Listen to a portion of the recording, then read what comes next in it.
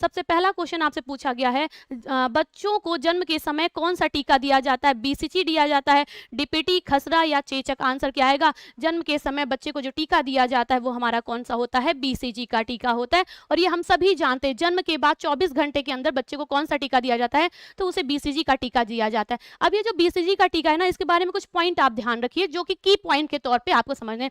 सबसे पहले तो ये समझ लीजिए कि ये जो बीसीजी है इसका फुल फॉर्म क्या है, तो इसका फुल फॉर्म है बैसिलस कॉलमेट-ग्यूरेन। इसका फुल फॉर्म क्या है, इसका फुल फॉर्म है बैसिलस कॉलमेट-ग्यूरेन, ठीक है।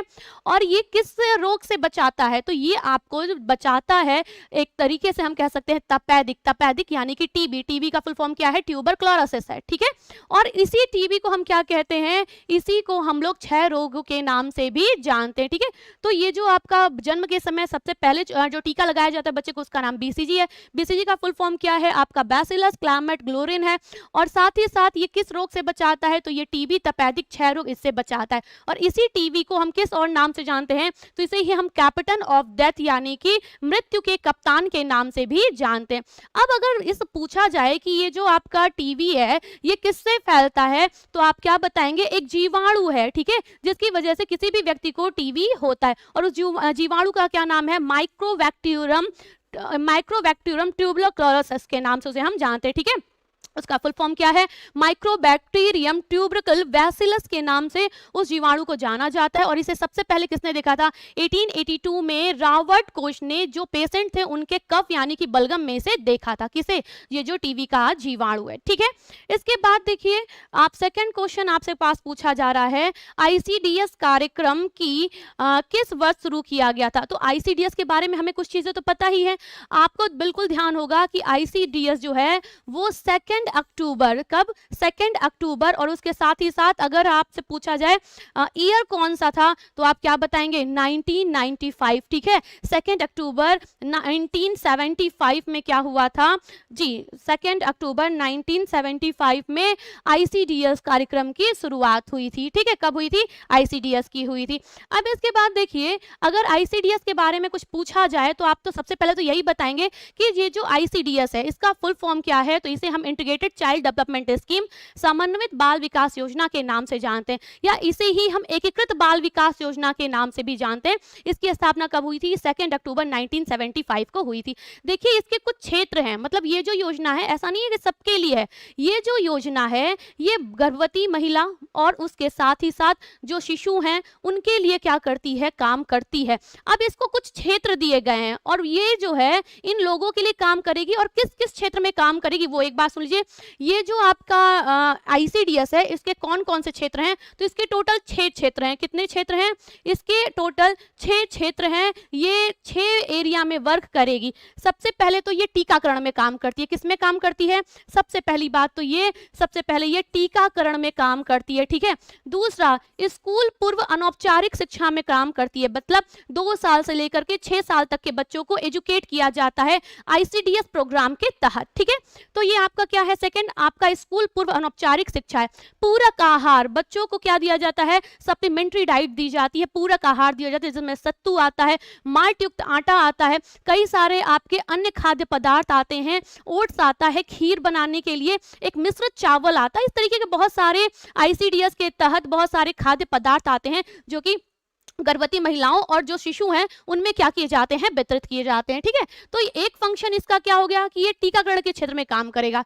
दूसरा, ये प्री स्कूल एजुकेशन में काम कर रहा है। तीसरा, ये पूरक आहार में काम कर रहा है। और चौथा, ये पोषण एवं स्वास्थ्य शिक्षा के क्षेत्र में भी काम करेगा। ये हेल्थ एजुकेशन, कैसे लोगों को अवेयर करना है, यहाँ पर लोगों का मतलब क्या है, वही गर्भवती महिला, धात्री महिला, ठीक है। इन सारे लोगों को क्या करना है, अवेयर करना है, एजुकेशन देना है किस क्षेत्र में, उनके न्यूट्रिशन और उनके हेल्थ के क्षेत्र में। फिर इसके साथ ही साथ आईसीडीएस में बहुत सारी ट्रेनिंग भी होती है, इनको ट्रेंड किया जाता है। आईसीडीएस में ही आपकी आंगनवाड़ी होती है, उनकी समय समय पर ट्रेनिंग की जाती है। और उनके साथ ही साथ जो सुपरवाइजर हैं, मतलब जो भी इनका चेन है, ठीक है, उन सब पर क्या की जाती है, समय समय पर ट्रेनिंग दी जाती है ताकि वो अपने काम में और अच्छे से क्या कर सकें, प्रदर्शन कर सकें। और लास्ट आपका जो इसका क्षेत्र है वो क्या है, विशेष सुविधाएं देना। विशेष सुविधाएं मतलब बहुत सारे विशेषज्ञ सुविधाएं का मतलब क्या है, इस योजना के तहत जो भी एम रखा गया है, जो भी उद्देश्य रखा गया है, उस उद्देश्य तक पहुंचने के लिए समय समय पर बहुत जो बड़े बड़े एक्सपर्ट हैं इस फील्ड में, उनकी क्या की जाती है, उनकी राय ली जाती है, उनसे सुझाव लिया जाता है। तो ये चीजें इसमें होती हैं। तो आईसीडीएस जिसकी स्थापना 2 अक्टूबर 1975 को हुई थी, वो कितने क्षेत्र में काम कर रहा है? उसके पास 6 पिलर हैं, हम कह सकते हैं वही 6 आधार हैं, वही 6 आधार हैं। पहला टीकाकरण है, दूसरा प्री स्कूल एजुकेशन है, पूरक आहार है, स्वास्थ्य और पोषण शिक्षा है, इसके साथ ही साथ ट्रेनिंग है, और लास्ट में एक्सपर्ट गाइडेंस यानी कि विशेषज्ञ सुविधा है। ठीक है, अब ये जो टीकाकरण की हमने बात की ना, सबसे पहले आपको टीकाकरण बताया कि इसके क्षेत्र में प्रमुख क्षेत्र टीकाकरण का है। तो ये जो आईसीडीएस है, इसके तहत कितने टीके दिए जाते हैं? तो देखिए, आईसीडीएस, हालांकि आपको पता है कि टीकाकरण की जब हम बात करते हैं तो टीके बहुत सारे हैं, मतलब 1-2 टीके नहीं हैं, अनगिनत टीके लगते हैं और अलग अलग एज में अलग अलग टीके लगाए जाते हैं। आईसीडीएस के पास कितने टीके हैं, वो कितने टीके प्रोवाइड करता है बच्चों को, वो सुन लीजिए। आईसीडीएस जो है वो टोटल 6 के लिए 6 बीमारियों के लिए, या हम कह दें वो 6 टीके प्रोवाइड करवाता है। अगर सही शब्द यूज करें तो आप क्या बताएंगे कि जो आईसीडीएस है वो क्या करता है, ये 6 टीके प्रोवाइड करवाता है। सबसे पहला तो है गलघोटू। गलघोटू का मतलब क्या होता है? गले का बीमारी है, ठीक है, और इसको हम क्या कहते हैं? डिप्थीरिया कहते हैं। इसके साथ ही साथ काली खांसी, टिटनस, पोलियो, खसरा और तपेदिक। कितने हो गए अगर काउंट करें? 1 2 3 4 5 एंड 6। तो ये जो आईसीडीएस है, इसमें जो टीकाकरण का काम चलता है, उसमें आईसीडीएस के तहत 6 टीके लगाए जाते हैं। सबसे पहले क्या है आपका? सबसे पहले गलघोटू है जिसको डिप्थीरिया कहा जाता है, काली खांसी है, टिटनस है, पोलियो है, इसके साथ ही साथ खसरा है और तपेदिक है। ठीक है, इन सारे में क्या किया जाता है? इन सारे टीकों को लगाया जाता है। आंसर तो हमें पहले ही मिल गया था। आईसीडीएस कार्यक्रम किस वर्ष शुरू हुआ था? आंसर क्या आया था? 17 अक्टूबर 1975। लेकिन उसके साथ ही साथ आप बाकी चीजों को भी क्या करिएगा? ध्यान में रखिएगा। ठीक है, बात समझ में आ गई होगी। अब देखिए नेक्स्ट क्वेश्चन देखते हैं। नेक्स्ट क्वेश्चन है, निम्नलिखित में से कौन सी सेवा आईसीडीएस के लाभार्थियों को प्रदान नहीं की जाती है? एक बार देखिए, क्वेश्चन नंबर 3 है, निम्नलिखित में से कौन सी सेवा आईसीडीएस के लाभार्थियों को प्रदान नहीं की जाती है? अब आईसीडीएस के लाभार्थियों को कौन कौन सी सुविधा मिल रही थी? आपने यहाँ पर देख लिया था ना, प्री स्कूल एजुकेशन मिल रहा था, पूरक आहार मिल रहा था, साथ ही साथ एजुकेशन मिल रही थी, हेल्थ के क्षेत्र में ट्रेनिंग मिल रही थी, एक्सपर्ट गाइडेंस मिल रहा था और टीकाकरण था। अब यहाँ पर क्या पूछा जा रहा है? निम्नलिखित में से कौन सी सेवाएं आईसीडीएस लाभार्थियों को प्रदान नहीं की जाती हैं? आंसर क्या आएगा? रोजगार है, इसके साथ ही साथ आपका स्वास्थ्य जांच है, टीकाकरण है और रेफरल सेवाएं हैं। सबसे पहले तो आप ये समझ लीजिए, ये रेफरल सेवाएं क्या होती हैं? जो मुफ्त में सेवाएं दी जाती है ना गवर्नमेंट की तरफ से, उसे रेफरल सेवाएं कहते हैं। इसके अतिरिक्त कुछ होती हैं जो फ्री होती हैं, कुछ होती हैं जो कि फ्री तो नहीं होती हैं लेकिन कम पैसे में वो सुविधाएं आपको मिल जाती है। तो ऐसी सुविधाओं को हम रेफरल सुविधाएं कहते हैं। ठीक है, टीकाकरण आपने अभी पढ़ा ही है, आपने स्वास्थ्य का जांच ये अभी आपने सुना ही है। तो आईसीडीएस क्या नहीं करता? तो ये रोजगार देने का काम नहीं करता है। ठीक है, आईसीडीएस योजना जो है वो रोजगार देने की योजना नहीं है। तो आंसर आपका क्या हो जाएगा? ए हो जाएगा। ठीक है, बात समझ में आ गई होगी। इसके बाद देखिए क्वेश्चन नंबर 4 पूछा जा रहा है, प्रोटीन ऊर्जा कुपोषण का पहला सूचक है। अगर किसी को भी प्रोटीन ऊर्जा कुपोषण को हम पीईएम के नाम से जानते हैं। ठीक है, इसको हम क्या कहते हैं? पीईएम कहते हैं। और आप ये ध्यान रखिएगा, पीईएम का फुल फॉर्म भी पूछा गया है। पीईएम का फुल फॉर्म क्या होता है? इसका फुल फॉर्म होता है प्रोटीन एनर्जी माल न्यूट्रिशन। ठीक है, प्रोटीन एनर्जी माल न्यूट्रिशन। ठीक, ये क्या है? ये आपका पीईएम का फुल फॉर्म है। अब आपसे पूछा जा रहा है कि अगर किसी भी बच्चे में पीईएम हो रहा है यानी कि प्रोटीन एनर्जी माल न्यूट्रिशन हो रहा है, तो उसका सबसे पहला सूचक क्या है? पहला, उसकी त्वचा में परिवर्तन होगा, बालों में परिवर्तन होगा, उम्र के अनुसार अधिक वजन होगा या उम्र के अनुसार कम वजन होगा। तो सबसे पहले क्या होता है? हम कैसे किसी को देख करके कहते हैं कि ये व्यक्ति जो है कुपोषित है या बच्चा कुपोषित है? भाई उसका जब वजन क्या है? कम है। ठीक है, जिस उम्र में वो है उस उम्र में जो एक्सपेक्टेशन थी उसको उसके वेट को लेकर के वो ज्यादा थी, लेकिन उसका जो वेट है वो क्या है? कम है। तो हम कहेंगे ना कि भाई इसे खिलाओ पिलाओ, ये कुपोषित है।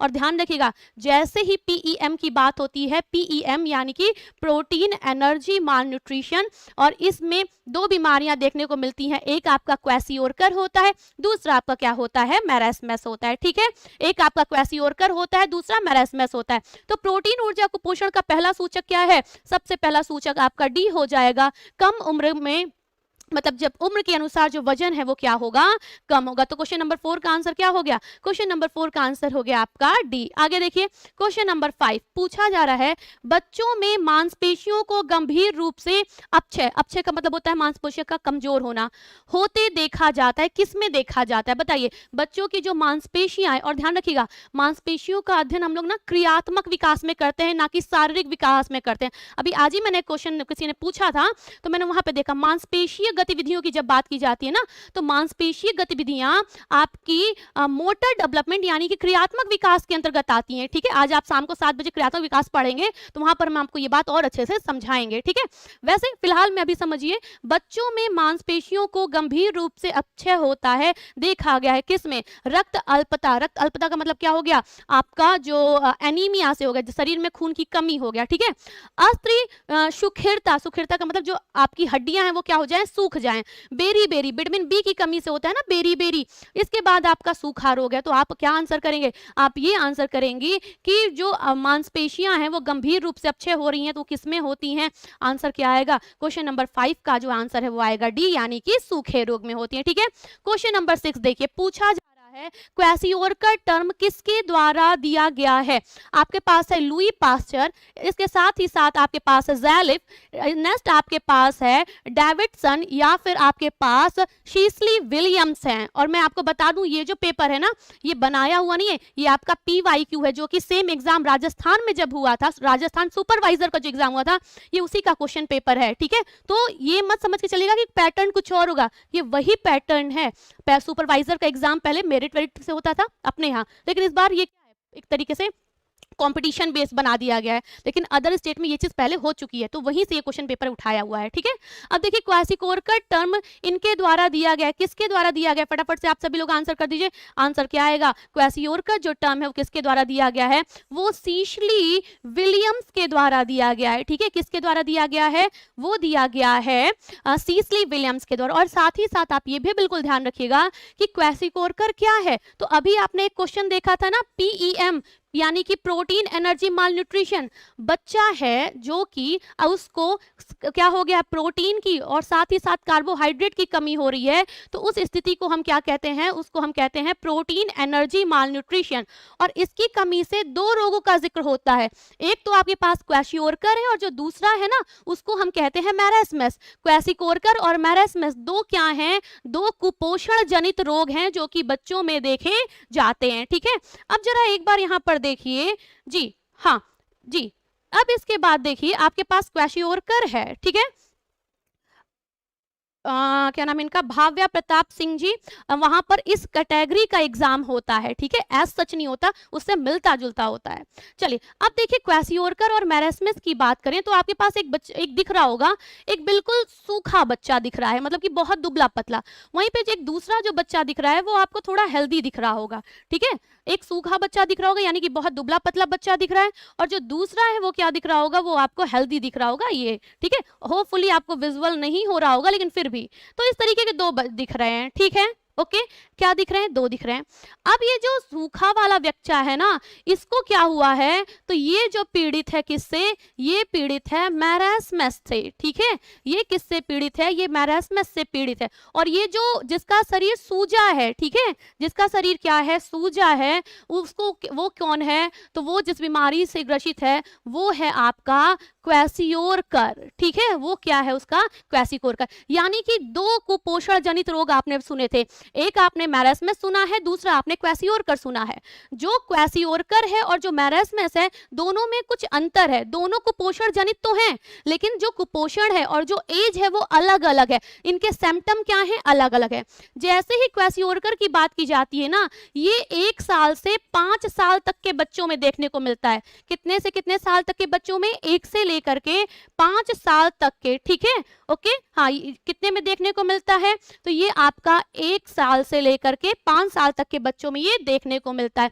और क्वेसिओरकर में ना प्रोटीन की कमी होती है, ना कि कैलोरी की। तो आप क्या बताएंगे कि ये जो बीमारी है यानी कि जो क्वेसिओरकर है, इसमें क्या होता है, इसमें प्रोटीन की डिफिशियंसी होती है। ठीक है, इसमें क्या होती है, प्रोटीन की डिफिशियंसी होती है। इसमें बच्चे का जो फैट होता है ना, या बच्चे का जो लीवर है वो कैसा हो जाता है, फैटी हो जाता है। बच्चे का फेस कैसा हो जाता है, मून फेस हो जाता है। ठीक है, इसमें बच्चे का फेस कैसा हो जाता है, चांद जैसा हो जाता है, मून फेस देखने को मिलता है। ठीक, तो ये आपका क्या है, ये क्वेसिओरकर है। क्वेसिओरकर में कैलोरी की कमी नहीं होती है, क्वेसिओरकर में प्रोटीन डिफिशियंसी वनली होती है। ठीक है, इसमें जो लीवर है वो कैसा हो जाता है, फैटी लीवर हो जाता है। बच्चे का फेस कैसा होता है, बिल्कुल सूजा सा, गोल सा हो जाता है, इसीलिए इसको हम मून फेस डिजीज के नाम से भी जानते हैं। ठीक, कितने साल तक के बच्चों में हो रही है, 1 साल से 5 साल तक के बच्चों में ये बीमारी यानी कि जिसका नाम क्वेसिओरकर है, ये देखने को हमें मिलता है। ठीक है, इसके साथ ही साथ आप ये भी ध्यान रखिएगा कि इसमें बहुत सारे, इसमें शरीर में पानी भी भर जाता है, इसीलिए इसमें, इसके सिम्टम में हम ओडिमा को भी काउंट करते हैं। क्यों, क्योंकि जो शरीर है इसमें क्या हो जाता है, स्वेलिंग रहती है, सूजन रहती है और शरीर में पानी भर जाता है। किसमें, क्वेसिओरकर में। लेकिन वहीं जब मैरास्मस की बात करते हैं ना, तो यहाँ पर जो शरीर में स्वेलिंग है ना, फूला फूला सा शरीर लग रहा है, यहाँ पर शरीर फूला नहीं लगता है। मैरास्मस में शरीर बिल्कुल क्या हो जाता है, पतला हो जाता है, हड्डी हड्डी दिखने लगती है। इसीलिए इसको हम क्या कहते हैं, मंकी, इसीलिए इसको हम क्या कहते हैं, ओल्ड फेस के नाम से भी जानते हैं। आप क्या बताएंगे कि ये किसमें देखने को मिलता है, तो ये जो मैरास्मस है ये 1 साल से कम के बच्चों में देखने को मिलता है। और इसमें क्या होता है, इसमें जो बच्चा है, ये जो बच्चा मैरास्मस नाम के कुपोषण से ग्रसित होगा, उसमें प्रोटीन की कमी भी होगी और प्रोटीन के साथ ही साथ जो कैलोरी है उसकी भी क्या होगी, कमी होगी। यानी कि प्रोटीन और कैलोरी का मतलब यहाँ पर CHO कार्बोहाइड्रेट से लीजिए, प्रोटीन और कार्बोहाइड्रेट दोनों की मात्रा कम होगी। साथ ही साथ आप ये भी बताएंगे इसके जो मैरास्मस का बच्चा होगा उसका जो शरीर है वो पूरी तरीके से क्या हो जाता है, सूख जाता है, यानी कि फैटी लीवर देखने को नहीं मिलेगा। ठीक है, क्या नहीं देखने को मिलेगा, फैटी लीवर देखने को नहीं मिलेगा। इसका जो फेस होगा वो कैसा हो जाएगा, ओल्ड व्यक्ति जैसा हो जाएगा, ओल्ड मैन जैसा हो जाएगा। बात हमारी समझ में आ गई होगी। ठीक है, तो ये आपका क्या है, ये क्वेसिओरकर है और ये मैरास्मस है। इसके बारे में ये कुछ बेसिक चीजें हैं जो आपको जाननी चाहिए क्वेसिओरकर और मैरास्मस के बारे में। ठीक, अब पूछ लिया जाता है मून फेस डिजीज कौन सा है, तो मून फेस, जो मून फेस किसमें हो जाता है, आपका क्वेसिओरकर में। क्यों, क्योंकि जो शरीर है उसमें पानी भर जाता है और स्वेलिंग रहती है, तो जिसकी वजह से जो फेस वो बिल्कुल गोल सा हो जाता है, चांद सा दिखने लगता है, इसीलिए इसे हम मून फेस कहते हैं। जबकि मैरास्मस में क्या होता है, पूरा का पूरा शरीर का फैट ही गायब हो जाता है, कोई फैटी लीवर नहीं होता, सूजन भी नहीं होती, बिल्कुल शरीर सूखा सा हो जाता है। ठीक है, तो इसलिए उसका जो फेस है, त्वचा के नीचे से जितनी भी मसल्स हैं वो सब क्या होने लगती है, खत्म होने लगती है, फैट बिल्कुल नहीं रह जाता, जिसकी वजह से उसका शरीर कैसा हो जाता है, इस तरीके से बिल्कुल सूखा हो जाता है और उसका जो फेस है वो झुर्रीदार और बूढ़े व्यक्ति जैसा हो जाता है। ठीक है, क्लियर होगी बात। तो और ये जो टर्म है ना क्वेसिओरकर, ये किसने दिया था, ये आपका सिसली विलियम्स दे दिया था। बात समझ में आ गया होगा। चलिए नेक्स्ट देखिए, नेक्स्ट क्वेश्चन आपके पास कौन सा है, पूछा जा रहा है काली खांसी प्राथमिक तौर पर निम्न लोगों का रोग है, बताइए ये जो काली खांसी है ना वो किन में ज्यादा देखने को मिलता है, फटाफट से बता दीजिए। यस, आप सभी लोग एक बार बता दीजिए जी, आप एक बार बताइए काली खांसी प्राथमिक तौर पर निम्न लोगों में देखा जाता है। काली खांसी, आप एक बार इसको बारे में थोड़ा सा बताएं, काली खांसी क्या है और किन लोगों में देखा जाता है। क्या नवजात शिशु में देखा जाता है, वृद्ध में देखा जाता है, किशोर में देखा जाता है या फिर वयस्क में देखा जाता है। आंसर आप क्या करेंगे कि ये जो काली खांसी है ना ये किस में देखा जाता है, नवजात शिशुओं में देखने को मिलता है। ठीक है, काली खांसी किस में देखने को मिलता है, तो ये नवजात शिशु में देखने को मिलता है, मतलब इन जनरल ये उनमें देखने को मिलता है। ठीक है, तो आंसर आपका क्या हो जाएगा, आंसर जो है वो आपका क्या हो जाएगा, आंसर हो जाएगा ए। अब काली खांसी की अगर हम बात करें तो देखिए काली खांसी को जो है हम क्या कहते हैं, वॉपिंग कफ के नाम से जानते हैं। काली खांसी को हम क्या कहते हैं, इसको हम वॉपिंग कफ के नाम से जानते हैं। और इसके जो लक्षण होते हैं ना वो जो नॉर्मल कोल्ड होता है, जैसे हम कहते हैं ना सर्दी हुई है, उससे मिलता जुलता है। ठीक है, लेकिन ये जो आपका खांसी है जिसका जिसका नाम क्या है, जिसको हम काली खांसी के नाम से जानते हैं। इसमें खांसी जो है वो लगातार आती है, ठीक है, उसमें खांसी जो होती है वो क्या होती है, लगातार आती है। मतलब एक एक दिन में एक तरीके से समझो खांसी के दौरे पड़ते हैं, पूरी लगातार 5-5, 10-10, 20-20 मिनट तक लगातार खांसी आएगी बिना रुके हुए, ठीक। ये वो सिम्टम है जो कि काली खांसी में देखने को मिलते हैं, जैसे सिंजिंग है, ठीक है, नाक से पानी का आना, हल्का फीवर रहना, कफ बनना है, थोड़ा सा ठंडा महसूस होना, ठंडे का एहसास होना, ये नॉर्मल लक्षण है किसके, वॉपिंग कफ के, यानी कि काली खांसी के, ठीक है। अब ये जो काली खांसी है ना, ये कैसे होती है, तो इसका एक जीवाणु है जिसका क्या नाम है, जिसका नाम है वर्डेटेला पर्ट्यूसिस, ठीक है, क्या नाम है जिसका नाम है वर्डेटेला पर्ट्यूसिस। उसकी वजह से क्या होती है ये बीमारी, यानी कि ये जो काली खांसी है वो देखने को मिलती है, ठीक है, काली खांसी देखने को मिलती है, ये है उसका नाम। आगे देखिए, इनमें से कौन सा संक्रामक रोग नहीं है, फटाफट से आंसर कर दीजिए, इनमें से कौन सा संक्रामक रोग नहीं है। पहला है उच्च रक्तचाप, टाइप 2 डायबिटीज, कैंसर और तपेदिक। आपको बताना है, सॉरी आपको ये बताना है इनमें से कौन सा संक्रामक रोग है, उच्च रक्तचाप या फिर आप टाइप 2 का डायबिटीज, कैंसर या तपेदिक। आंसर करिए सभी लोग जी, सारे के सारे लोग एक बार आंसर कर दीजिए, इनमें से कौन सा संक्रामक रोग है, उच्च रक्तचाप, टाइप 2 डायबिटीज, कैंसर, तपेदिक। फटाफट से आंसर कर दीजिए, आंसर क्या आएगा, आंसर आप बताएंगे कि कौन सा रोग संक्रामक रोग है, तो आंसर क्या आएगा, तपेदिक। तपेदिक के बारे में अभी हम लोगों ने पढ़ा है ना, इसे क्या कहते हैं, यही टीवी है, टीवी जो जिसको हम सामान्य भाषा में टीवी के नाम से जानते हैं, टीवी को ही हम क्या कहते हैं, तपेदिक कहते हैं। और इसी बीमारी को हम क्या कहते हैं, इसी बीमारी को हम मृत्यु का कप्तान कहते हैं, कैपिटल ऑफ डेथ के नाम से जानते हैं, किसको, टीवी को। आपसे पूछा क्या जा रहा है, निम्न में से कौन सा संक्रमण रोग है, तो ये आपका जो टीबी है वो क्या है, वो एक संक्रामक रोग होता है। अब जरा देखिए, थोड़ा सा हम बाकियों के बारे में भी थोड़ा सा प्रकाश डाल लें। उच्च रक्तचाप, उच्च रक्तचाप क्या होता है, तो जो आपका हाई ब्लड प्रेशर है ना, इसी को हम हाइपरटेंशन के नाम से भी जानते हैं, ठीक है। ये जो आपका उच्च रक्तचाप है इसे ही हम क्या कहते हैं, इसे हम हाइपरटेंशन के नाम से भी जानते हैं। एक क्वेश्चन यहाँ पर तैयार कर लीजिएगा, अगर आपसे पूछा जाए विश्व रक्तचाप दिवस कब मनाया जाता है, ठीक है, अगर पूछा जाए विश्व उच्च रक्तचाप दिवस कब मनाया जाता है, तो आंसर क्या आता है, 17 मई। 17 मई को क्या मनाया जाता है, विश्व उच्च रक्तचाप दिवस मनाया जाता है, वर्ल्ड हाइपरटेंशन डे, ठीक है। तो पहले तो ये चीज ध्यान रखिएगा, ये जो उच्च रक्तचाप है ना, इसे हम हाइपरटेंशन के नाम से भी जानते हैं। तो आपका विश्व उच्च रक्तचाप या फिर वर्ल्ड हाइपरटेंशन डे कब मनाया जाता है, ये आपका बनाया जाता है 17 मई को, ठीक है, कब मनाया जाता है, 17 मई को मनाया जाता है। अब देखिए, ये जो आपका हाइपरटेंशन है ना, या जो उच्च रक्तचाप है, ये है क्या, इसे समझ लीजिए। देखिए, मान लीजिए ये हार्ट है, ठीक है, आपको ये समझाने की कोशिश की जा रही है कि कब आपको हाइपरटेंशन यानी कि कब आप हाई बीपी से ग्रसित हैं, और एक दूसरा पोजीशन दिया गया है जिसमें आपको ये बीमारी है, ठीक है। ये इसमें ये बताया जा रहा है कि आपका जो हार्ट रेट है वो बिल्कुल सही है, आपका जो बीपी है, सॉरी जो आपकी बीपी है वो बिल्कुल सही है, और इसमें ये दिखाया जा रहा है कि हाँ, मतलब जो व्यक्ति है उसके हार्ट में प्रॉब्लम है, उसे हाइपरटेंशन की बीमारी है। आप इस इमेज को देख पा रहे होंगे, ठीक है, ओके, आप इस इमेज को देख पा रहे होंगे, यहाँ पर क्या बना है, हार्ट बना है, ठीक है, ये क्या है, हार्ट है, और इसमें बहुत सारी वेसल्स हैं, नलिकाएं हैं, और कौन सी नलिकाएं हैं, रक्त नलिकाएं हैं, ब्लड वेसल्स हैं।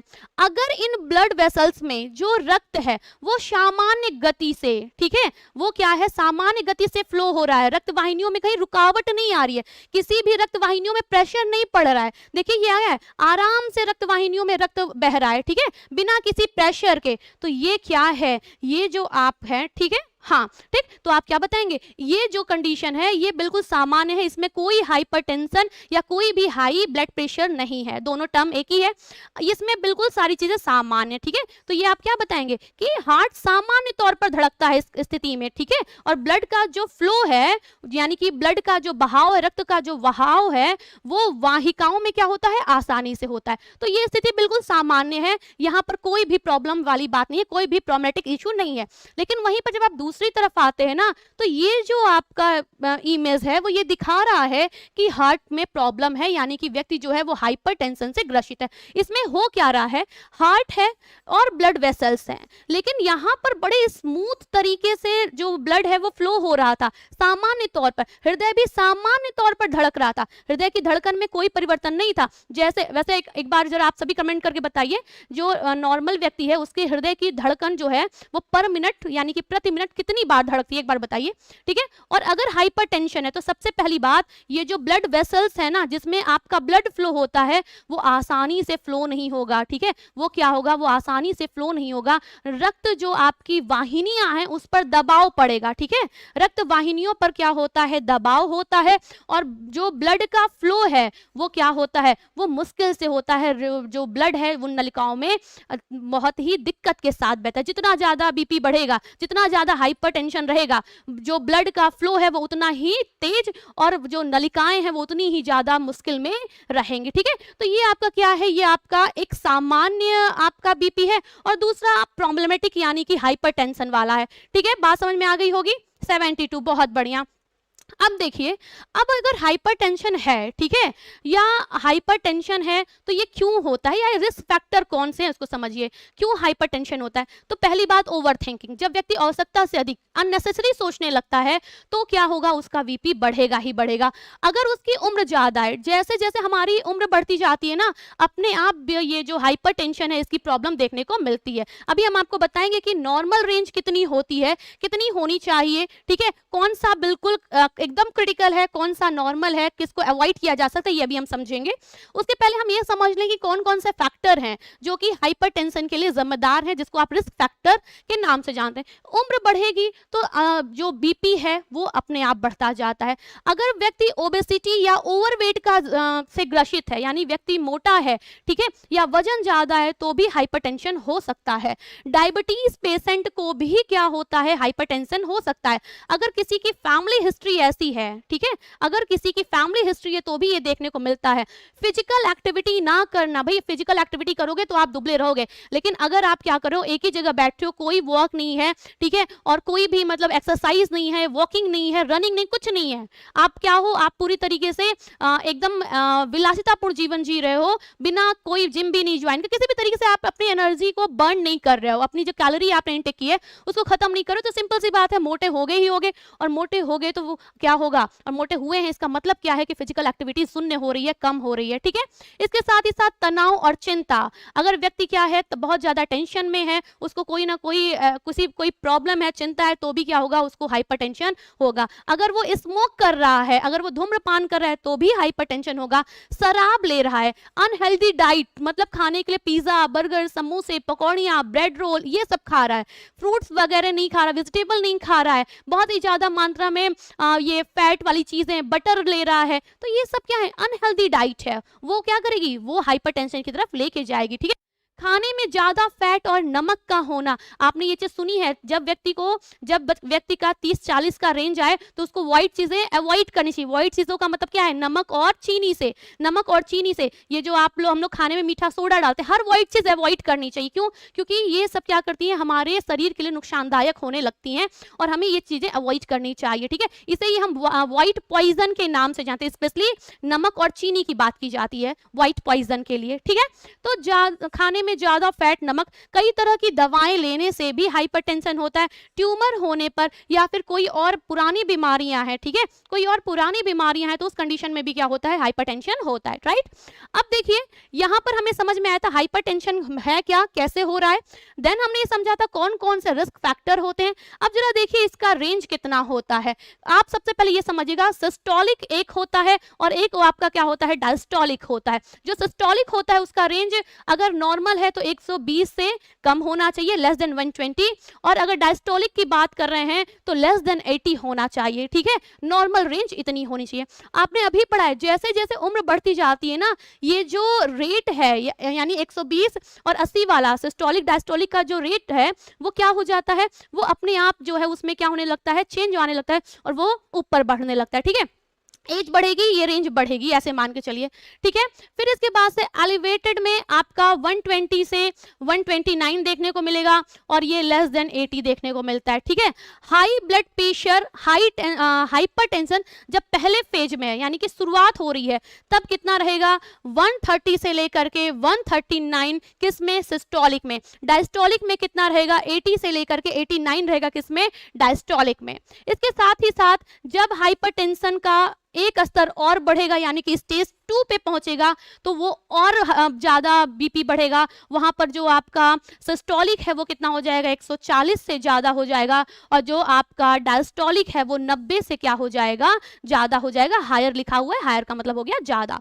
इसके बाद से देखिए जब बिल्कुल ज्यादा हो जाएगा कंसल्ट करना पड़ेगा डॉक्टर से, वो स्थिति कौन सी है, तो जब क्या हो जाए 180 से ज्यादा सिस्टोलिक हो जाए और डायस्टोलिक जो है वो 120 से ज्यादा होने लगे, तो इसको हम क्या कहते हैं, इसको हम क्राइसिस के नाम से जानते हैं। कौन सा क्राइसिस, आपका ब्लड प्रेशर कैटेगरी में जो आपका बहुत उच्च पे आता है ना, जिसको सीवियर कह सकते हैं, वो आपका 180 एवब एंड 120 एवब होता है, ठीक है। तो ये आपका क्या हो गया, ये आपका हो गया जो बीपी है, ठीक है, उसका एक रेंज। बात समझ में आ गई होगी, ठीक। और अगर पूछा जाए विश्व रक्तचाप दिवस कब मनाया जाता है, यानी कि वर्ल्ड हाइपरटेंशन डे कब मनाया जाता है, आंसर क्या आएगा 17 मई को मनाया जाता है, ठीक है। अब देखिए हमने सबसे पहले किसके बारे में बात कर ली, उच्च रक्तचाप के बारे में बात कर ली। उसके बाद देखिए टाइप 2 डायबिटीज लिखा हुआ है। आप सभी लोगों को पता है कि हमारे शरीर में डायबिटीज कैसे होता है, तो हमारा एक पेनक्रियाज एक अंग है जिसको हिंदी में अग्नाशय कहते हैं। अग्नाशय की लैंगरहैंस की द्वीपिकाएं हैं, ठीक है। उन द्वीपिकाओं में सेल्स पाए जाते हैं, बहुत सारे सेल्स पाए जाते हैं, जैसे अल्फा सेल है, बीटा सेल है, गामा सेल है, ऐसे सेल्स पाए जाते हैं। तो वो जो अल्फा सेल है ना, उसमें एक हार्मोन होता है जिसका नाम है ग्लूकागॉन, और जो बीटा सेल है ना, उसमें एक हार्मोन पाया जाता है जिसका नाम है इंसुलिन। जब शरीर में इंसुलिन की मात्रा कम हो जाए या इंसुलिन ना बने, तब उस कंडीशन में व्यक्ति को क्या हो जाता है, डायबिटीज हो जाता है। और डायबिटीज के कितने प्रकार हैं, तो पहले तो हम 2 ही प्रकार पढ़ते थे, एक टाइप 1 डायबिटीज पढ़ते थे, दूसरा टाइप 2 डायबिटीज पढ़ते थे। लेकिन प्रेजेंट में WHO ने एक और डायबिटीज की खोज कर दी है जिसे हम क्या कहते हैं, जिसे हम टाइप 3 का डायबिटीज कहते हैं, जो कि माल न्यूट्रिशन वाला है, कुपोषण जनित मधुमेह जिसे हम कहते हैं। अब टाइप 2 डायबिटीज क्या है, तो जो टाइप 1 डायबिटीज है ना, वो बच्चों में देखने को मिलती है, ठीक है, किसमें, कम उम्र के लोगों में, कम उम्र में देखने को मिलती है, यानी कि अर्लियर एज में देखने को मिलती है। और जो टाइप 2 डायबिटीज है ना, वो आपका 40-45 इस एज में देखने को मिलती है। ये जो टाइप 1 डायबिटीज है, इसमें इंसुलिन बनता ही नहीं है, बाहर से इंसुलिन के इंजेक्शन लेने ही पड़ते हैं। लेकिन जो टाइप 2 है ना, इसको क्योर किया जाता है। क्या किया जाता है, क्योर किया जा सकता है, मतलब आप दवा खा करके इंसुलिन की जो मात्रा है या उसकी जो प्रभावशीलता है उसको इंक्रीज कर सकते हैं। हाँ, जब स्थिति खराब हो तो यहाँ पर भी इंसुलिन की इंजेक्शन क्या करनी पड़ती है, देनी पड़ती है, जब स्थिति बहुत खराब हो जाए। जो टाइप 1 है ना, वो अचानक से होता है, टाइप 2 धीरे धीरे होता है, ठीक है। टाइप 2 मतलब जो बड़े में हो रहा है, जो हमारे सोसाइटी में देखने को ज्यादा मिलता है, वो आपका टाइप 2 वाला होता है, ठीक है। इसके बाद देखिए तीसरा क्या है, कैंसर है। कैंसर में क्या होता है, तो कैंसर में जो सेल्स होती है, हमारे शरीर में कोशिका विभाजन होता है, ये हम सभी जानते हैं। कोशिका विभाजन अगर ना हो तो क्या होगा, हमारा शरीर ही नहीं रहेगा ना। हमारे शरीर में कोशिका विभाजन हमेशा होता रहता है, नई नई कोशिका बनती है, पुरानी कोशिका टूटती है, मरम्मत होता है, कोशिका विभाजन हमेशा चल रहा होता है। अब यही कोशिका विभाजन जब अनकंट्रोल्ड हो जाए, मतलब अनियंत्रित हो जाए, एबनॉर्मल हो जाए, यानी कि असामान्य हो जाए, तो उस स्थिति को हम क्या कहेंगे, कैंसर कहेंगे। यानी कि कोशिका में वृद्धि हो रही है, कैसे हो रही है, अनकंट्रोल्ड, मतलब अनियंत्रित हो रही है और असामान्य तरीके से हो रही है, तो स्थिति को हम क्या कहते हैं, कैंसर कहते हैं। आप ये देखिए, ये क्या है, ये जो पीछे आपको सेल्स दिख रहे हैं ना, ये अनवांटेड हैं, एबनॉर्मल हैं, ठीक है, और अनकंट्रोल्ड हैं। जब कोशिका में जो ग्रोथ है वो ज्यादा होने लगेगी तो वो क्या बनेगा, वो एक गुच्छा बना लेगा कोशिकाओं का, और वही गुच्छा क्या है, आपका कैंसर है, ठीक है। अनवांटेड सेल्स का ग्रो होना, उनका बनना ही क्या है, कैंसर है, ठीक है। लास्ट आपके पास क्या बचा था, आपके पास बचा था टीबी। टीबी को हम क्या कहते हैं? ट्यूबरक्लोसिस कहते हैं, ठीक है, क्या कहते हैं? ट्यूबरक्लोसिस कहते हैं। और आप बिल्कुल यहाँ पर देख लीजिए कि ये जो है वो कैसे फैलता है, तो ट्यूबरक्लोसिस ही क्या है? एक संक्रामक बीमारी है। एक व्यक्ति है जिसके अंदर क्या है? वायरस है। कौन सा? आपका टीबी को फैलाने वाला। दूसरा है जो कि सामान्य है, मतलब कि नॉर्मल पर्सन, इसको कुछ नहीं हुआ है, लेकिन जब ये उसके संपर्क में आ रहा है और उसकी जो सांस है वो क्या हो रही है? एक्सचेंज हो रही है इसके पास, तो इस व्यक्ति भी क्या होगा? प्रभावित होगा। और आपसे पूछा क्या गया था क्वेश्चन में? आपसे क्वेश्चन में यही पूछा गया था कि वो कौन सा है, इनमें से कौन सा ऐसा रोग जो है जो संक्रामक है? आंसर आपने क्या दिया था? तपेदिक दिया था। आसपास की चीजें कहीं ना कहीं नोट डाउन करते चलिएगा, ठीक है। चलिए नेक्स्ट क्वेश्चन देखिए। क्वेश्चन अगला जो आपके पास क्वेश्चन है वो कौन सा है? धात्री माता को पहले 6 महीने के दौरान अतिरिक्त ऊर्जा की आवश्यकता होती है। कितनी अतिरिक्त ऊर्जा की आवश्यकता होती है? क्वेश्चन नंबर 9 का आंसर देना है। बताइए, धात्री माता को पहले 6 महीने के दौरान कितना अतिरिक्त ऊर्जा की आवश्यकता होती है? अब देखिए, आप इसके लिए आरडीए ध्यान रखिएगा। ये जो क्वेश्चन पेपर था जिसकी जो आंसर की आई थी उसके अकॉर्डिंग आंसर क्या था? 800 कैलोरी प्रतिदिन था, ठीक है। तो धात्री माता को पहले 6 महीने के दौरान अतिरिक्त ऊर्जा की आवश्यकता होती है। आंसर क्या आया था इसका? 800 आया था, ठीक है।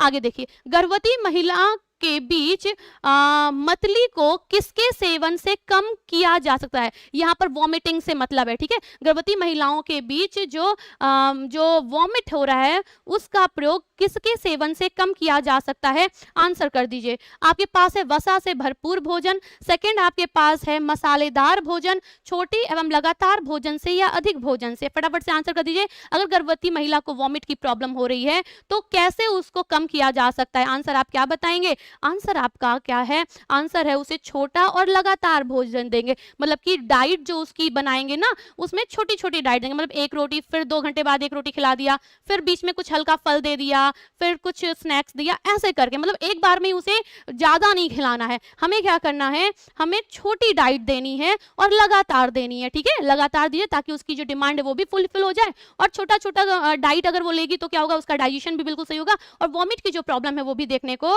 नहीं मिलेगी, ठीक है। बात समझ में आ गई होगी। तो आंसर आपका क्या हो जाएगा? सी हो जाएगा, ठीक है। इस क्वेश्चन का आंसर देख लेना। यहाँ पर 600 आंसर में भी बिल्कुल सही है, ये भी हो सकता है, लेकिन ये उस समय की, जब मैंने बताया था ना ये क्वेश्चन पेपर, उसमें जो आंसर की आई थी उसमें ये चीज मानी गई थी, ठीक है, वो आप ध्यान रखिएगा। चलिए आगे देखिए, इन आपसे पूछा जा रहा है इनमें से कौन एक संयुक्त टीका है? संयुक्त टीका कौन सा है? संयुक्त टीका मतलब जो कई बीमारियों को क्या करे? खत्म करे, कई बीमारियों से प्रतिरोध क्षमता आपके शरीर में बढ़ाए। एक बीमारी नहीं, कई बीमारी। HIV या डीपीटी, हेपेटाइटिस बी, या फिर आपका है वेरिसेला, ठीक है। बताइए, ऑप्शन आंसर कर दीजिए एक बार जी, फटाफट से आंसर कर दीजिए एक बार। इनमें से कौन एक संयुक्त टीका है? HIV है तो सिर्फ 8 से बचाएगा। डीपीटी है, हेपेटाइटिस बी का टीका है तो हेपेटाइटिस बी का टीका आपको हेपेटाइटिस बी से ही बचाएगा, ठीक है। वेरिशेला तो ये आपका चेचक का टीका है। अब बताओ आपके पास बच कौन रहा है जो कि संयुक्त टीका है और आपको कई बीमारियों से बचा रहा है? आंसर आप क्या करेंगे? आंसर करेंगे डीपीटी, ठीक है। ये डीपीटी क्या है? तो जो डीपीटी का टीका होता है वो आपको क्या करता है? ये आपको दिख रहा होगा, ये आपका डीपीटी का टीका है, ठीक है। ये उसी का टीका, उसी की बॉटल है। डीपीटी का मतलब क्या होता है? तो आपका डी, पी और टी। डी का मतलब क्या हो गया? डिप्थीरिया हो गया, ठीक है। क्या हो गया? डी का मतलब हो गया डिप्थीरिया, ठीक है। और पी का मतलब क्या हो गया? पर्ट्यूसिस। अभी आपने देखा भी था ना पर्ट्यूसिस के बारे में, पर्ट्यूसिस। और लास्ट आपके पास जो टी है वो क्या है? वो है टिटनस, ठीक है।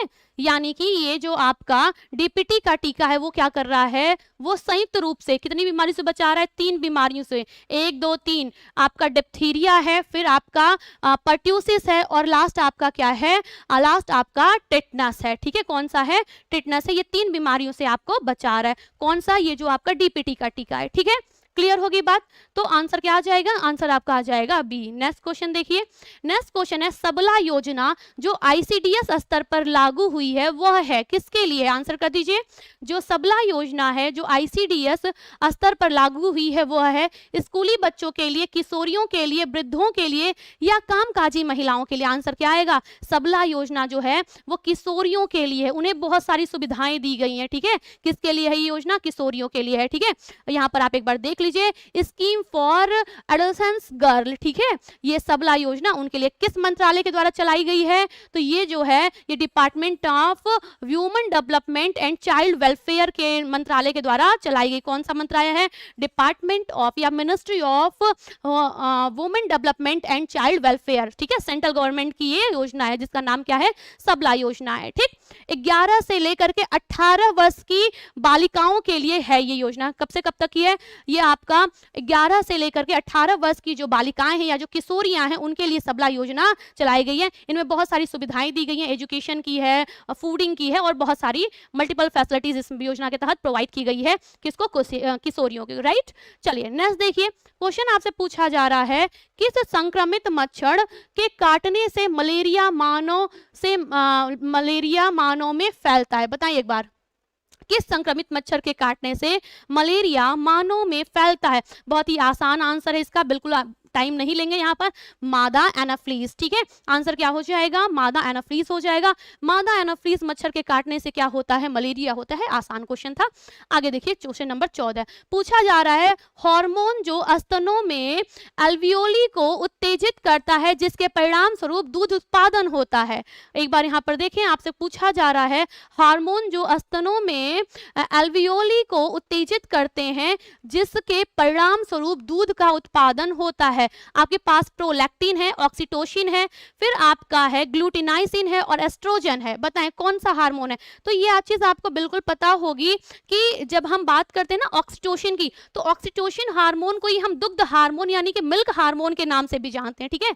ऑक्सीटोसिन हार्मोन को ही हम क्या कहते हैं? मिल्क हार्मोन के नाम से भी जानते हैं। लेकिन ये जो आपका प्रोलैक्टिन हार्मोन है ना, ये भी आपके मिल्क सिक्रीशन यानी कि मिल्क के क्षेत्र में जरूरी है, ठीक है। अब जरा देखिए, पहले हम प्रोलैक्टिन के बारे में थोड़ा सा देख लें। तो प्रोलैक्टिन जो है ना, ये भी क्या है? एक हार्मोन है जिसको हम किस नाम से जानते हैं? तो इट्स आल्सो नोन एज लैक्टोप्रोलिन, ठीक है। इसे हम क्या कहते हैं? इसे हम लैक्टोप्रोलिन के नाम से भी जानते हैं। ये जो मेमन्स ग्रुप होता है, ठीक है, ठीक है, स्तनधारी जो ग्रुप होता है उसमें मिल्क को प्रोड्यूस करने में इसकी भी भूमिका होती है, ठीक है।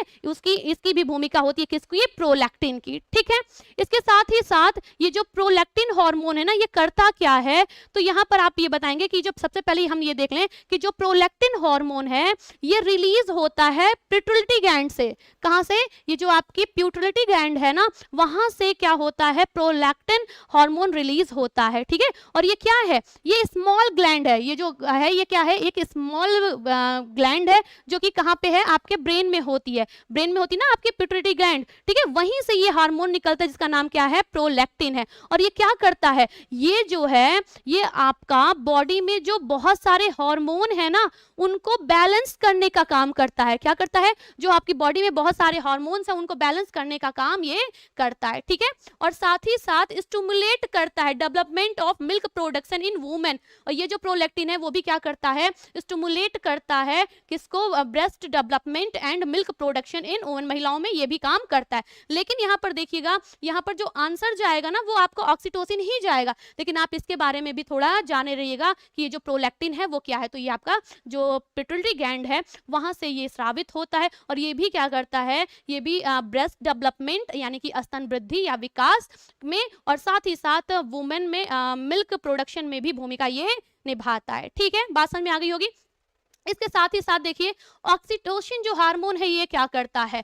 तो ये जो ऑक्सीटोसिन है ना, इसके मुख्यतः दो फंक्शन होते हैं। ये दो शारीरिक फंक्शन में भाग लेता है। देखिए ये क्या करता है? ये मेन टू फिजिकल फंक्शंस में ये भाग लेता है।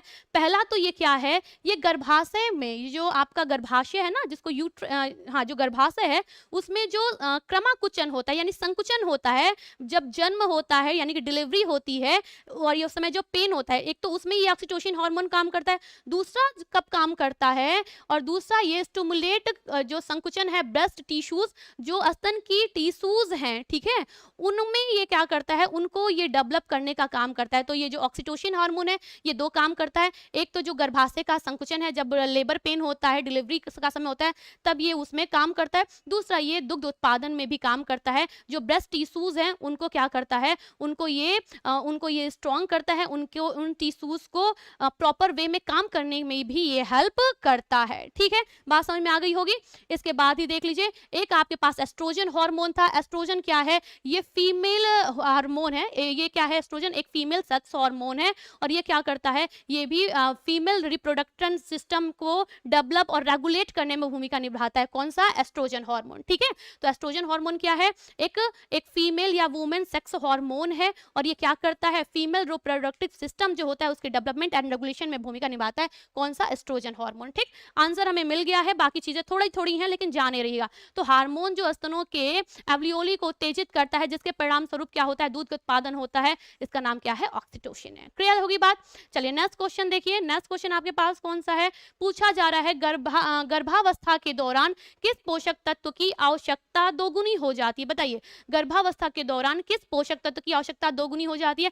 कैल्शियम, लोहा, प्रोटीन, ऊर्जा। आंसर क्या आएगा, कैल्शियम। कैल्शियम की जो आवश्यकता होती है वो दोगुनी हो जाती है। ठीक है, ओके, ठीक है, चलिए बिल्कुल समझ में आ गया होगा।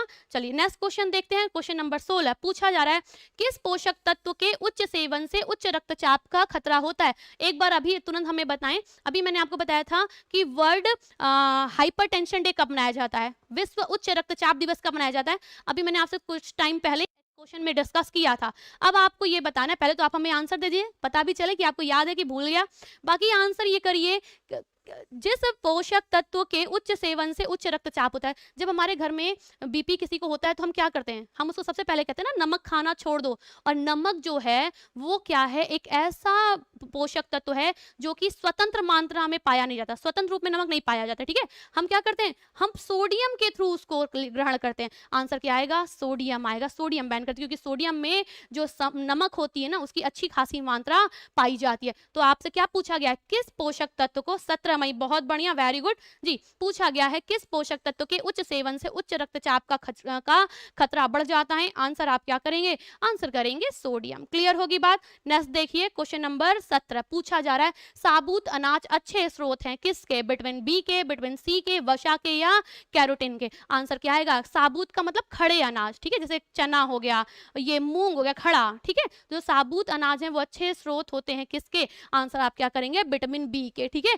किसके अच्छे स्रोत होते हैं, विटामिन बी के अच्छे स्रोत होते हैं। नेक्स्ट क्वेश्चन देखिए, क्वेश्चन नंबर 18 पूछा जा रहा है, आरडीए ने गर्भावस्था के दौरान लौह तत्व की आधारीय मात्रा बताइए। अब इस क्वेश्चन को आरडीए के हिसाब से आंसर दिया जाएगा। ठीक है, आगे देखिए, गर्भावस्था में औसतन वजन की बढ़ोतरी होती है, मतलब कि प्रेगनेंसी में अगर हम एक एवरेज देखें तो कितना जो प्रेग्नेंट लेडी है वो कितना वेट गेन कर लेती है।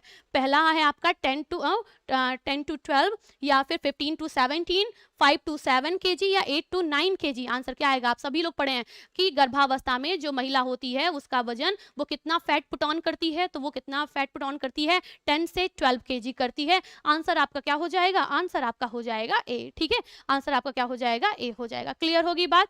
ठीक, नेक्स्ट क्वेश्चन देखिए, अगला क्वेश्चन आपके पास है, गर्भावस्था में गर्भाशय का आकार बढ़ जाने से क्या होता है। गर्भावस्था में जब गर्भ में शिशु आता है तो जो गर्भाशय है उसका आकार क्या होता है, बढ़ता जाता है। और जब गर्भाशय का आकार बढ़ेगा तो आसपास के जो ऑर्गन है ना वो क्या होते हैं, उनकी क्रियाविधि प्रभावित होती है। तो अगर गर्भाशय का आकार बढ़ेगा तो क्या होगा, डायरिया होगा, बुखार होगा या फिर हेड पेन होगा, जलन होगा, एसिडिटी होगा। क्या होगा, गर्भाशय में जब गर्भावस्था में गर्भाशय का आकार बढ़ेगा तो जलन होती है और एसिडिटी की प्रॉब्लम देखने को मिलती है। क्वेश्चन नंबर 20 का आंसर क्या हो गया, बी हो गया। ठीक है, बिल्कुल पूर्वी जी, बहुत बढ़िया, आंसर करते चलिए। आगे देखिए, क्वेश्चन नंबर 21। क्वेश्चन नंबर 21 आपसे पूछा जा रहा है कि छोटी चेचक से बचाव के लिए प्रस्तावित टीका है, कौन सा टीका है। फटाफट से आंसर कर दीजिए जी, आंसर करिए। आपसे पूछा जा रहा है कि छोटी चेचक से बचाव के लिए प्रस्ताव, पहले तो छोटी चेचक का मतलब क्या होता है, स्मॉल पॉक्स या चिकन पॉक्स। एक बार आप हमें ये बताइए, अगर छोटी चेचक लिखा है तो इसका मतलब क्या हुआ, चिकन पॉक्स की बात की जा रही है या स्मॉल पॉक्स की बात की जा रही है जी। अगर चिकन पॉक्स लिखा हुआ है तो ये क्या है, ये स्मॉल पॉक्स है या फिर चिकन पॉक्स है, पहले तो हमें ये कंफर्म करिए आप लोग। फिर आंसर कर देखिए कि छोटी चेचक से बचाव के लिए प्रस्तावित टीका है। पहला है आपके पास रोटा वायरस, फिर आपके पास है बीसीजी। बीसीजी अभी आपने देखा था किसके लिए यूज हो रहा था, टीबी में यूज हो रहा था। एमएमआर या फिर आपका वेरिशेला वायरस, आंसर क्या आएगा, ठीक है। आंसर आप क्या बताएंगे, स्मॉल पॉक्स। बहुत लोगों ने गलत बताया, चिकन पॉक्स कहते हैं। छोटी चेचक को हम क्या कहते हैं, छोटी चेचक को हम चिकन पॉक्स के नाम से जानते हैं। किसके नाम से जानते हैं, चिकन पॉक्स के नाम से जानते हैं, ठीक है। ओके चलो, तो ये आप एक बार तो पहले ये देख लीजिएगा, चिकन पॉक्स का मतलब छोटी चेचक होता है। और इसके बचाव के लिए हम कौन सा टीका लगाते हैं, वेरिसेला, ठीक है। कौन सा, वेरिसेला जोस्टर, पूरा नाम जान लीजिएगा, वेरिसेला जोस्टर नाम है, ठीक है। ओके, वेरिसेला जोस्टर नाम है। आंसर क्या हो जाएगा 21 का, 21 का आंसर हो जाएगा डी। आगे देखिए क्वेश्चन नंबर 22 पूछा जा रहा है। अब देखो एमएमआर आपने यहाँ पढ़ा था ना, एमएमआर, अब यहाँ पे उसी से क्वेश्चन पूछा गया है। एमएमआर वैक्सीन किसकी रोकथाम के लिए मदद करता है, ठीक है। या एमएमआर वैक्सीन किसकी रोकथाम के लिए है। आपके पास है खसरा, दूसरा है मलेरिया, निमोनिया और पोलियो। आपको बताना है एमएमआर वैक्सीन किसकी रोकथाम के लिए होता है। अब देखिए एमएमआर की बात करेंगे ना, तो एमएमआर का मतलब, पहले तो आप एक दो चीज समझिए। एक तो एमएमआर होता है, ठीक है। एक और होता है जिसको हम एमएमआरवी कहते हैं, ठीक है। क्या कहते हैं, एमएमआरवी कहते हैं। जिस तरीके से आपको ये याद होगा कि जब हम लोग विटामिन बी की बात करते हैं, और विटामिन बी में आपने ये सुना है कि विटामिन बी में 4D डिजीज और 3D डिजीज का नाम एक बार आप लोग रिकॉल करिए। और आपको ये मुख्य सेविका में ये सब चीजें पढ़नी है, ठीक है। आपको यही सब पढ़ना है, ठीक। एक अच्छा खासा पोर्शन इन्हीं सब का मिलेगा आपको। आप लोगों ने कभी ना कभी होम साइंस में, अगर आप लोग हैं, सिंपल सी बात है, होम साइंस के मैक्सिमम स्टूडेंट हैं और सोशियोलॉजी का 2 ही सब्जेक्ट स्टूडेंट है मुख्य सेविका में, आप लोगों ने होम साइंस में जरूर से जरूर पढ़ा होगा 4D डिजीज और 3D डिजीज। पढ़ा है कि नहीं पढ़ा है। 4D का मतलब डायरिया, डिमेंशिया, डर्मेटाइटिस और डेथ। और इसी तरीके से जब 3D की बात की गई थी तो डायरिया, डर्मेटाइटिस, डिमेंशिया, क्या नहीं था, डेथ नहीं था। जब 4 की बात की तो डेथ बढ़ गया था। उसी तरीके से देखिए ये जो एमएमआर है ना, एमएमआरवी, एमएमआर सेम ही है। जब वी जुड़ा है तो सिर्फ उसमें एक चीज और क्या हो जाएगी, ऐड हो जाएगी। आप विटामिन B3, अच्छा जी। चलिए अब देखिए, जैसे ही हम एमएमआर की बात करेंगे ना, तो एमएमआर में कुछ चीजें हैं, ठीक है। एमएमआर, ठीक है। एमएमआर की पहले बात करते हैं। एक एम का मतलब क्या होता है, एक जो एम है इसका मतलब होता है मम्स, ठीक है। दूसरे का मतलब क्या होता है, मीजल्स होता है। एक आपका क्या है, मीजल्स है, एक एम का मतलब मीजल्स, ठीक है। एक का मतलब क्या हो गया, मम्स हो गया, मम्स। और आर का मतलब क्या हो गया, रुबेला हो गया। अच्छा जरा ये बताइए, ये जो रुबेला है, इस रुबेला को क्या हम किसी और नाम से जानते हैं। अगर हम मीजल्स की बात करें तो हमें पता है मीजल्स का मतलब क्या होता है, खसरा होता है, ठीक है। मीजल्स का मतलब क्या होता है, खसरा होता है। ये मम्स की बात करें तो मम्स जो है क्या है, इसको हम हिंदी में कहते हैं गलसुआ, या इसी को हम कर्णफेर भी कहते हैं, ठीक है। ये जो मम्स है इसको हम क्या कहते हैं, गलसुआ, ठीक है। और इसी को क्या कहते हैं, कर्णफेर के नाम से भी जानते हैं। क्लियर है, कर्णफेर। ये जो रुबेला है, इस रुबेला को हम किस और नाम से जानते हैं, फटाफट से ये बता दीजिए। हाँ बिल्कुल राइट आप हमें बताएं कि ये जो रुबेला है इसको हम किस और नाम से जानते हैं। तो जो रुबेला है ना, ये खसरा ही है, लेकिन ये कौन सा खसरा है, तो इसे आप जर्मन खसरा के नाम से जानेंगे, या इसे हम जर्मन रुबेला के नाम से जानते हैं, ठीक है। तो आपको क्या बताना है, आपको बताना है कि ये जो रुबेला है it's also known as German खसरा, ठीक। तो ये क्या हो गया, ये आपका एमएमआर का फुल फॉर्म हो गया। पूछा जाता है एमएमआर जो टीका है वो किससे बचाता है, तो वो आपको मीजल, मम्स और रुबेला से बचाता है, ठीक है। अगर एमएमवी पूछा जाए, ठीक है, एमएमआरवी, मैंने आपको यहां पर बताया था ना कि 2 है, देखिए एक एमएमआर है, दूसरा एमएमआरवी है। तो जो वी है ना, उसमें एक और चीज आ गई है, वो जो चिकन पॉक्स अभी हमने पढ़ा था, चेचक, छोटी माता पढ़ा था ना, चिकन पॉक्स, वो कैसे हो रहा था, वो वेरिसेला से हो रहा था ना। देखिए पीछे लिखा है वेरिसेला जोस्टर नामक से हो रहा था। तो यहाँ पर ये जो एमएमआरवी है ना, वो एक तो मीजल्स है, दूसरा मम्स है, तीसरा रुबेला है। यहाँ तक वाला तो बिल्कुल वही है, एमएमआर वही है, लेकिन ये जो वी जुड़ा है ना, वो क्या है, वो वेरिसेला जोस्टर है, जो कि चिकन पॉक्स का है, ठीक है। और ये जो एमएमआरवी है ना, ये सिर्फ और सिर्फ इसको जो लाइसेंस मिला है वो जो बच्चों के लिए मिला है वो भी 12 महीने से लेकर के 12 साल तक की एज वालों के लिए, ठीक है, 12 महीने से 12 साल तक की एज वालों के लिए ये मिला हुआ है, ठीक है। सुनीता जी, मुख्य सेविका का जो बैच है वो एप्लीकेशन पे मंडे से शुरू हो जाएगा, ठीक है। चलिए, क्लियर होगी बात। आंसर आपको क्या बताना है, MMR वैक्सीन किसकी रोकथाम के लिए है, आपका खसरा, ठीक है। और ये आप तब जान पाते जब आपको ये पता होगा कि ये मिजल, मम्स, रुबेला, इन सबको हिंदी में हम क्या कहते हैं, तब आंसर लग पाता। आगे देखिए क्वेश्चन नंबर 23। क्वेश्चन नंबर 23 पूछा जा रहा है आपसे, जन्म के समय 1 किलोग्राम से कम वजन वाले शिशु में विटामिन के की कितनी खुराक दी जानी चाहिए, बताइए। वजन जन्म से समय 1 किलो से कम वजन वाले, पहली बात तो ये क्या है, ये अंडरवेट है ना, अंडरवेट है और टाइम से पहले ये जन्मा बच्चा है। फिर से पढ़िए, जन्म के समय 1 किलो से कम वजन वाले शिशु में विटामिन के की कितनी खुराक दी जानी चाहिए। क्वेश्चन नंबर 23 का आंसर करना है। आप ये क्या बताओगे, 0.5 mg दी जाएगी, ठीक है। कितनी दी जाएगी, 0.5 दी जाएगी, ठीक है। आगे देखिए क्वेश्चन नंबर 24 पूछा जा रहा है आपसे, पोषण को प्रभावित करने वाला कारक है, न्यूट्रिशन को कौन प्रभावित करता है, पहला है धर्म, दूसरा है संस्कृति, तीसरा है आर्थिक स्तर, चौथा उपरोक्त सभी। देखो धर्म भी प्रभावित करता है, बहुत सारे धर्म है जिसमें अंडा नहीं खाना है, ठीक है। आप लोगों ने को अभी मैंने वेगन डाइट के बारे में बताया था, याद है आप लोगों को, अभी मैंने रिसेंट में ही शायद दो तीन क्लास पहले या 2-3 प्रैक्टिस पहले हम लोगों ने वेगन डाइट की बात की थी और ये बताया था कि देखो बड़ा पॉपुलर है, एकदम क्रेज में चल रहा है कि हम क्या हैं, हम तो वेगन डाइट फॉलो करते हैं। वेगन डाइट क्या मत होता है, ऐसी डाइट जिसमें कोई भी एनिमल प्रोडक्ट यूज ही नहीं किया जाता है। जैसे हम लोग वेजिटेरियन हैं लेकिन हम लोग दूध तो पीते हैं ना, हम लोग घी खाते हैं, हम क्या करते हैं, हम दही खाते हैं, मक्खन खाते हैं, तो ये एनिमल से मिल रहा है हमें। वेगन डाइट का मतलब जो भी एनिमल वाली चीजें हैं बिल्कुल नहीं खाना, मतलब दूध नहीं खाना, दही नहीं खाना, मक्खन नहीं खाना, बटर नहीं खाना, कुछ नहीं खाना, ये सब जो भी एनिमल का सोर्स है वो नहीं खाना। और ऐसी डाइट को हम क्या कहते हैं, वेगन डाइट के नाम से जानते हैं, ठीक है। पूछा क्या जा रहा है, पोषण को प्रभावित करने वाला कारक धर्म भी हो सकता है, अलग अलग कल्चर में अलग अलग चीजों को बैन किया जाता है, वो भी हो सकता है। आर्थिक स्तर भी हो सकता है, मतलब कि भाई पैसा है तो आप अच्छी चीजें खा पाओगे, नहीं पैसा है तो आप उतनी अच्छी चीजें नहीं खा पाओगे, ठीक है। इसके बाद से आंसर क्या आ जाएगा, डी हो जाएगा, उपरोक्त सभी। आगे देखिए क्वेश्चन नंबर 25 पूछा जा रहा है, यूनिवर्सल प्रिकॉशन में सम्मिलित है, बताइए यूनिवर्सल प्रिकॉशन में क्या सम्मिलित है।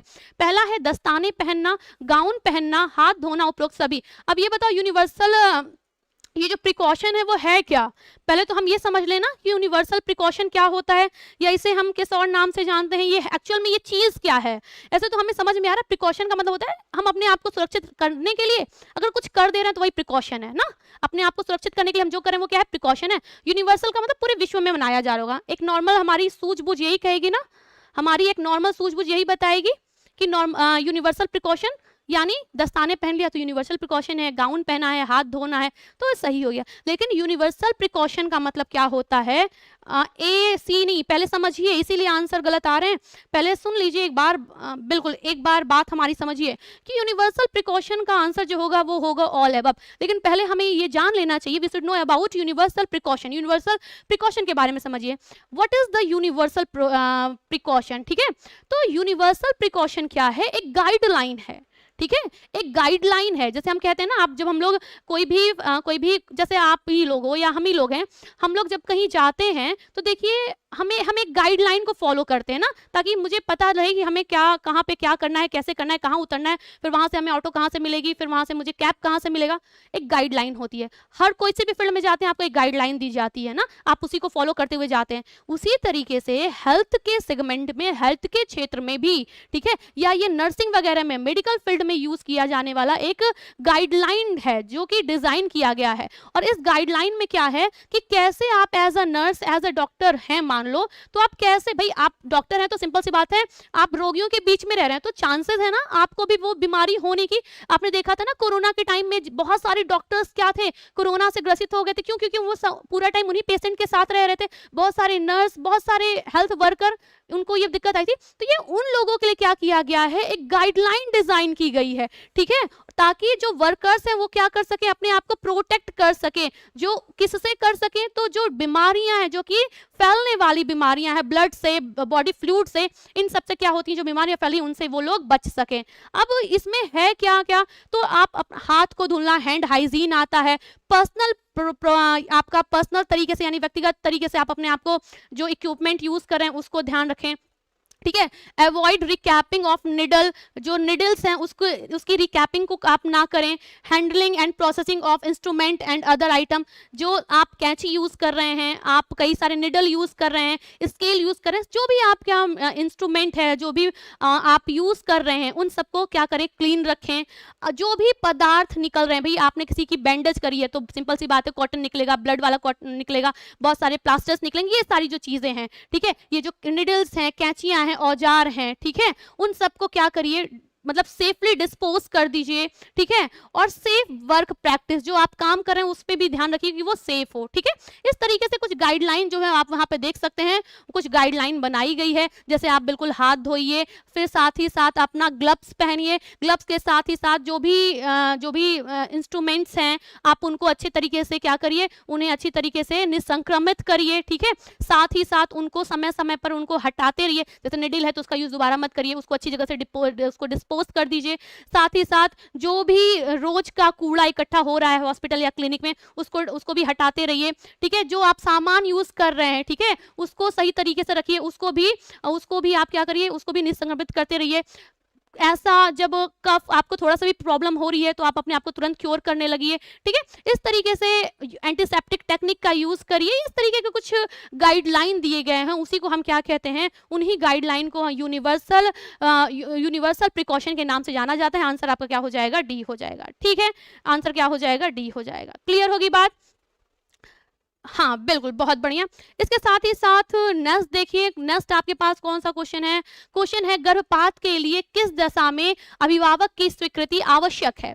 क्वेश्चन नंबर 26 पूछा क्या जा रहा है जी, हाँ ओके जी, यहाँ पर देखिए पूछा जा रहा है गर्भपात के लिए किस दशा में अभिभावक की स्वीकृति आवश्यक है। पहला है 18 साल से कम उम्र में, मानसिक रोग महिला या मानसिक रोगी महिला, दोनों, इनमें से कोई नहीं। आंसर क्या होगा, आंसर होगा दोनों, ठीक है। 18 साल से कम उम्र है तो भी, और साथ ही साथ जो महिला है अगर वो किसी भी मेंटल प्रॉब्लम से सफर कर रही है तो भी, ठीक है। तो आंसर क्या हो जाएगा, क्वेश्चन नंबर 26 का आंसर हो जाएगा सी, ठीक है, ओके।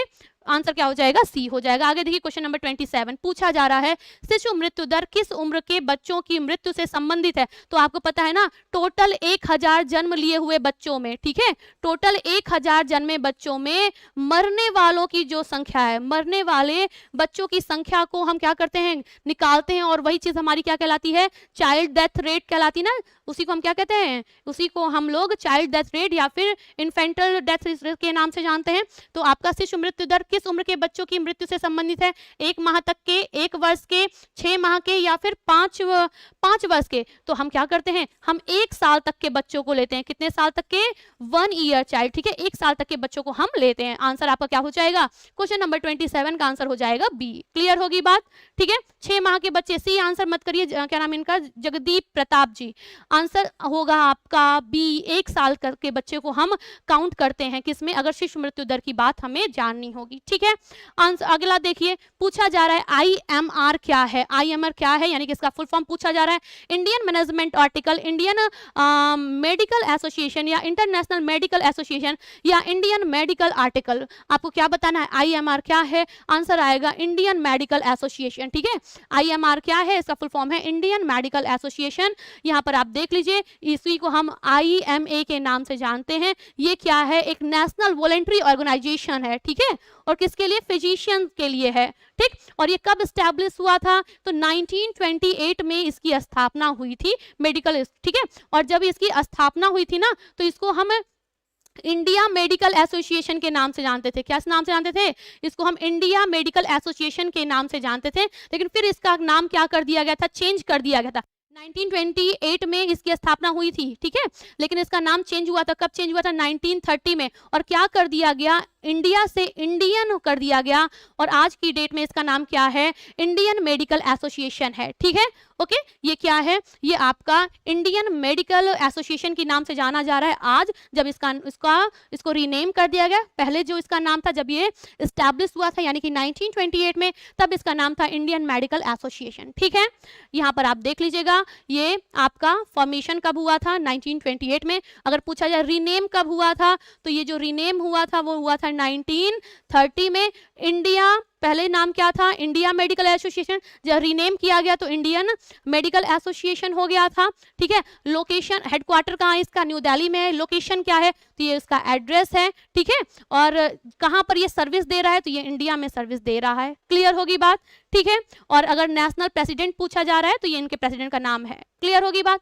नेक्स्ट देखिए, शरीर के वजन का कितना प्रतिशत पानी होता है, और ध्यान रखिएगा ये क्वेश्चन इस बार पीजीटी या टीजीटी में से, पीजीटी में शायद आया था, ठीक है। 2021 में ये क्वेश्चन पूछा गया था, शरीर के वजन का कितना प्रतिशत पानी होता है।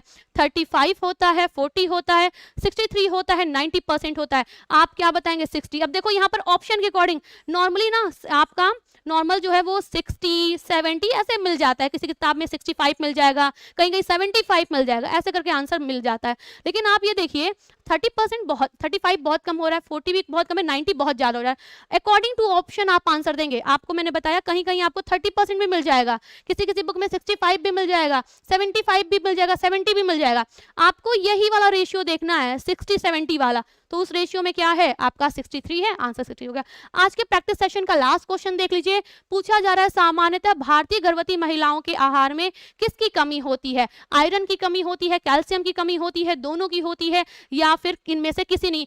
ये भी आपको मैंने एक दिन पाइका के बारे में बताया था, याद है आपको, किसके बारे में बताया था, पाइका के बारे में बताया था।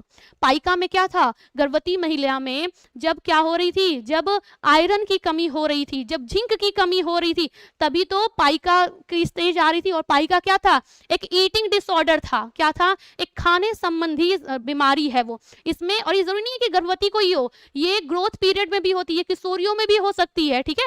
इसमें जो भी व्यक्ति इस पाइका नाम के ईटिंग डिसऑर्डर से ग्रसित होता है, वो क्या करता है, वो चौक खाता है, ठीक है, वो सिगरेट का जो राख होता है वो उसको खाता है, बर्फ खाता है, ठीक है, कच्चा चावल खाता है, दिया खाता है। इस तरीके से आपने देखा था पाइका के भी बहुत टाइप थे, सिगरेट की राख भी देखी थी, माचिस को जलाने के बाद से वो जो जला वाला हिस्सा होता है उसको खा रहा है, ठीक है। तो ये सब क्या है, पाइका के टाइप्स होते हैं। और पाइका में अगर पूछा जाए मेनली किसकी कमी होती है, तो आयरन और जिंक की कमी होती है। तब व्यक्ति क्या करता है, बच्चे का जो भी है, गर्भवती है या महिला है या जो शिशु है अगर, ठीक है, तो वो उसको क्या करना, उसको ये सारी चीजें खाने की इच्छा होती है। और ये सारे फूड क्या होते हैं, नॉन न्यूट्रिटिव होते हैं, हमारे शरीर में कोई भी पोषक नहीं देते हैं। आंसर क्या आएगा, दोनों आएगा। क्लियर होगी बात। ये था हमारा आज का सेशन। किसी को कोई समस्या है तो बता दीजिए। और मैंने आपको पहले भी कहा था ये जरूरी नहीं है कि सिर्फ मुख्य सेविका के लिए जरूरी है, ये मतलब अगर आप होम साइंस के भी है ना तो आप उसके लिए भी बिल्कुल पढ़ सकते हैं, उसके लिए भी इक्वली बेनिफिशियल है। जितना ये मुख्य सेविका के लिए बेनिफिशियल है उतना ही बेनिफिशियल आपके होम साइंस में भी है, क्योंकि आपको देख के भी लग रहा होगा, आपको ये बताने की जरूरत नहीं है, आप खुद समझ पा रहे होंगे इसको, ठीक है। बताइए 30 क्वेश्चन में से कितने सही हैं, फटाफट से एक बार रिप्लाई कर दीजिए।